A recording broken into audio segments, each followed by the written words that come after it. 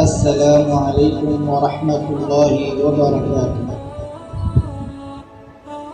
الحمد للہ وحدہ والصلاة والسلام علی من لا نبی بعدہ، اما بعد۔ اعوذ باللہ من الشیطان الرجیم، بسم اللہ الرحمن الرحیم۔ معزز حاضرین عشاء، یہ سورہ حامیم سجدہ سورہ نمبر 41 جس کی آیت نمبر 26 سے تلاوت کی جا رہی ہے۔ اللہ رب العالمین ارشاد فرما رہا ہے، وَقَالَ الَّذِينَ كَفَرُوا لَا تَسْمَعُوا لِهَذَا الْقُرْآنِ وَالْغَوْا فِيهِ لَعَلَّكُمْ تغلبون۔ اور جن لوگوں نے کفر کیا کہا، لا تسمعوا لهذا القرآن، اس قرآن کو مت سنو، والغوا فیہ لعلکم تغلبون، جب پڑھا جا رہا ہو تو اس میں شور و غل مچاؤ، چیخ و پکار کرو تاکہ تم غالب آ جاؤ۔ فَلَنُذِيقَنَّ الَّذِينَ كَفَرُوا عَذَابًا شَدِيدًا وَلَنَجْزِيَنَّهُمْ أَسْوَأَ الَّذِي كَانُوا يَعْمَلُونَ۔ بس جن لوگوں نے کفر کیا ہم ضرور بالضرور انہیں سخت ترین عذاب کا مزہ چکھائیں گے۔ وَلَنَجْزِيَنَّهُمْ أَسْوَأَ الَّذِي كَانُوا يَعْمَلُونَ، اور جو برے کام وہ کرتے رہیں ان کا ضرور بالضرور بدلہ دیں گے، سزا دیں گے۔ ذَلِكَ جَزَاءُ أَعْدَاءِ اللَّهِ النَّارِ، یہ آگ ہی اللہ کے دشمنوں کا بدلہ ہے، سزا ہے۔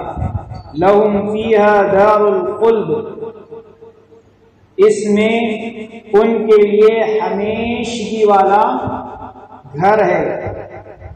جَزَاءً بِمَا كَانُوا بِآيَاتِنَا يَجْحَدُونَ، بدلہ ہے یہ ان باتوں کا کہ وہ ہماری آیتوں کا انکار کیا کرتے تھے۔ وقال الذين كفروا ربنا أرنا الذين أضلانا من الجن والإنس، اور جن لوگوں نے کفر کیا انہوں نے کہا، اے ہمارے پروردگار ہمیں ذرا جنوں اور انسانوں میں سے ان فریق کو بتا جنہوں نے ہمیں گمراہ کیا۔ نجعلہما تحت اقدامنا، تاکہ ہم انہیں اپنے قدموں تلے کر دیں، اپنے قدموں تلے کچل دیں۔ لیکونا من الاسفلین، تاکہ وہ ذلیل اور رسوا ہو جائیں، نچلوں میں سے نچلے ہو جائیں۔ معزز سامعین، پہلی ان آیات کے اندر آیت نمبر 26 سے لے کر آیت نمبر 29 تک اللہ رب العالمین نے کفار اور مشرکین کی قرآن مجید کے ساتھ جو دشمنی تھی اس کا ذکر فرمایا۔ کفار اور مشرکین اللہ کے نبی صلی اللہ علیہ وسلم کا انکار بھی کرتے تھے اور آپ کا مذاق بھی اڑایا کرتے تھے، اور قرآن مجید کے ساتھ بھی ٹھٹا اور مذاق کیا کرتے تھے، کیونکہ قرآن مجید میں ایسی تاثیر اللہ رب العالمین نے رکھی تھی کہ جو بھی سنتا تو اس کے دل پر وہ اثر کر جاتا۔ تو انہوں نے، اور ظاہر سی بات ہے ان کا اصل مقصد کیا تھا، اللہ کے نبی صلی اللہ علیہ وسلم کی دعوت سے لوگوں کو روکنا اور دین اسلام سے روکنا۔ خود بھی رکے ہوئے تھے اور دوسروں کو بھی کسی بھی حال میں اسلام کی طرف دعوت یا اسلام میں داخل ہونے کی روکنے سے ہر طرح کی کوشش وہ کر رہے تھے۔ ان میں سے ایک کوشش کیا تھی؟ قرآن سے لوگوں کو دور کرنا، سننے نہ دینا۔ اس کے 3 طریقے انہوں نے قرآن سے دشمنی 3 طریقے سے انہوں نے اپنائی۔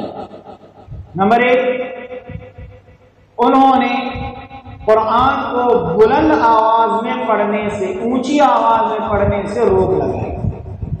یہ کہہ دیا کہ تم جب قرآن زور زور سے پڑھتے ہو، ہماری بیوی، ہمارے بیویاں، ہمارے بچے، ہماری عورتیں سنتی ہیں، ان پر اثر ہوتا ہے، اسی لیے زور زور سے تم قرآن نہیں پڑھو گے۔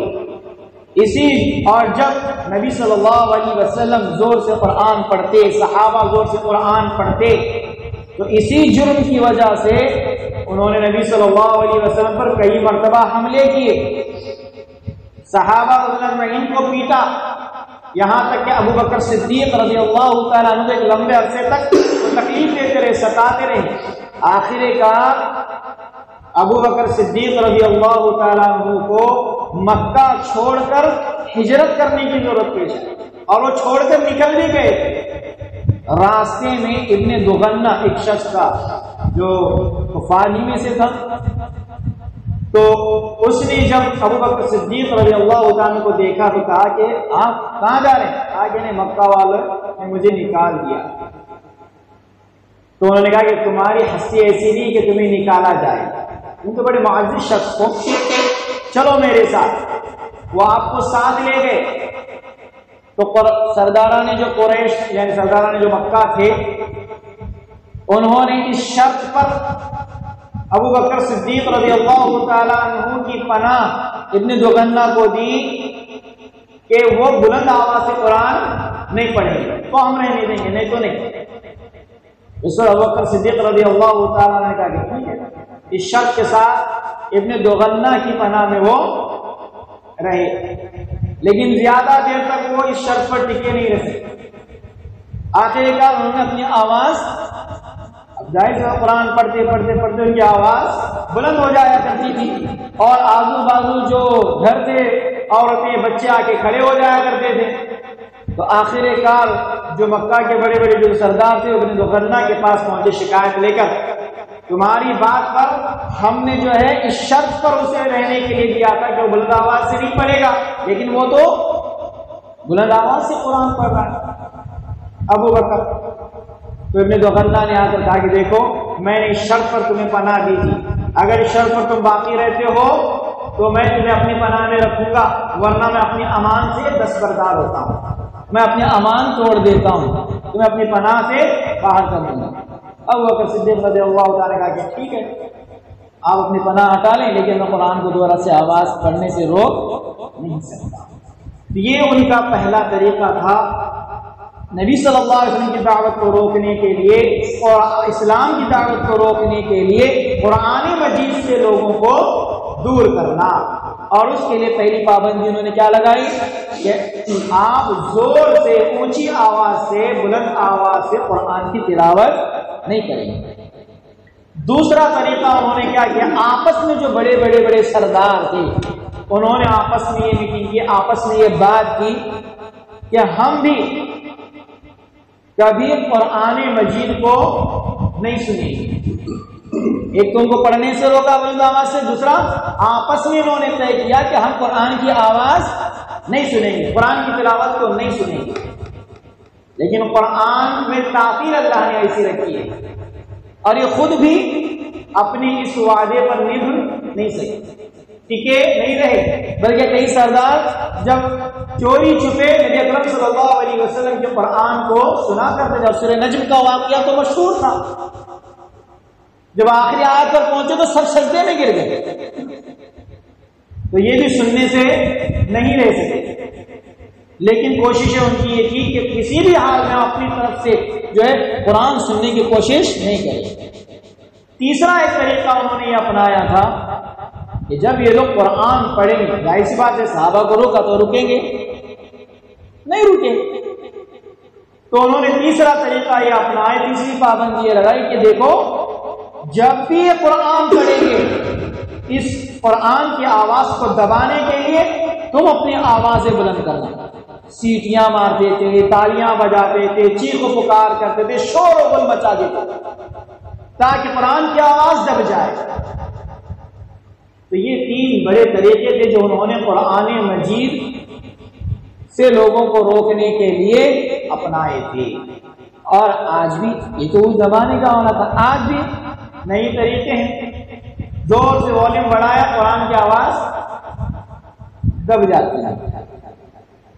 تو الغرض اللہ رب العالمین نے اسی کی طرف اشارہ کرتے ہوئے اس پہلی آیت میں فرمایا وَقَالَ الَّذِينَ كَفَرُوا لَا تَسْمَعُوا لِهَذَا الْقُرْآنِ وَالْغَوْا فِيهِ لَعَلَّكُمْ تَغْلِبُونَ۔ یہ کفار کہتے تھے کہ اس قرآن کو مت سننا، اور جب پڑھا جائے وَالْغَوْا، چیخ و پکار کرنا، شور و غل کرنا، تاکہ تم غالب آ جاؤ، تم جیت جاؤ، اور وہ دب کر رہ جائے، ان کی آواز نہ پہنچے، ان کی دعوت نہ پہنچے۔ لیکن وہ اس بات میں کامیاب نہیں ہوئی۔ اللہ رب العالمین نے دوسری جگہ پر قرآن مجید کی اور آیت کریمہ نازل فرمائی ان کو سمجھاتے ہوئے وَإِذَا قُرِئَ الْقُرْآنُ فَاسْتَمِعُوا لَهُ، جب قرآن پڑھا جائے تو اسے سنا کرو، وَأَنصِتُوا لَعَلَّكُمْ تُرْحَمُونَ، اور خاموش رہا کرو تم تو رحم کیا جائے۔ تم سنو گے دھیان سے، صاف دل سے، تو تمہیں ہدایت مل جائے گی، ہدایت ملے گی، اللہ کی رحمت ملے گی۔ اس کے باوجود وہ ٹکے نہیں، ان کی دشمنی بڑھتی گئی، اور انہوں نے قرآن سے لوگوں کو روکنے کی کئی طریقے اپنائے۔ آگے کی آیات میں اللہ رب العالمین نے ان کے انجام کا ذکر فرمایا۔ اللہ نے فرمایا کہ دیکھو ہم ان کے اس کفر کا، ان کا کفر، اللہ کا انکار بھی تھا، اللہ کے نبی صلی اللہ علیہ وسلم کی رسالت کا بھی انکار تھا، دین اسلام کا بھی انکار تھا، اور قرآن مجید سے روکنا بھی ان کا ایک جو ہے کفر ہی تھا۔ تو یہ کفر جو وہ کر رہے تھے، قرآن کی آواز کو دبا کر اس کا ٹھٹکا، اس کا مذاق، اس کا استہزاء کرنا، اس کا انکار کرنا، اللہ رب العالمین نے فرمایا ان کی تو سزا ہم ان کو سخت ترین چکائیں گے، عذاب شدیدہ، عذاب چکائیں گے نہیں، عذاب شدیدہ، سخت ترین عذاب ہم ان کو چکائیں گے۔ اور آگے اللہ رب العالمین نے فرمایا جو برے برے اعمال کرتے ہیں، بہت سارے برے اعمال ان کے تھے، یہ بھی اور اس کے علاوہ بھی، اس کا بھی ہم انہیں ضرور بھی ضرور بدلا دیں گے۔ آگے اللہ رب العالمین نے اسی چیز کا تذکرہ فرمایا کہ دشمنوں کے لیے تو بس اللہ یعنی گویا کہ قرآن کا مذاق اڑانا، استہزاء کرنا، یہ اللہ کے ساتھ دشمنی مول ہے، کیونکہ اللہ کا کلام ہے۔ اور آج بھی دنیا کے اندر قرآن مجید سے لوگوں کو روکنے کے لیے، مسلمانوں کے دعوت کو روکنے کے لیے، دین اسلام کو نیچا دکھانے کے لیے قرآن مجید کا استہزاء کیا جاتا ہے۔ کہیں قرآن کو پھاڑا جا رہا ہے، کہیں قرآن کو جلایا جا رہا ہے، کہیں قرآن کو راستوں پہ پھینکا جا رہا ہے۔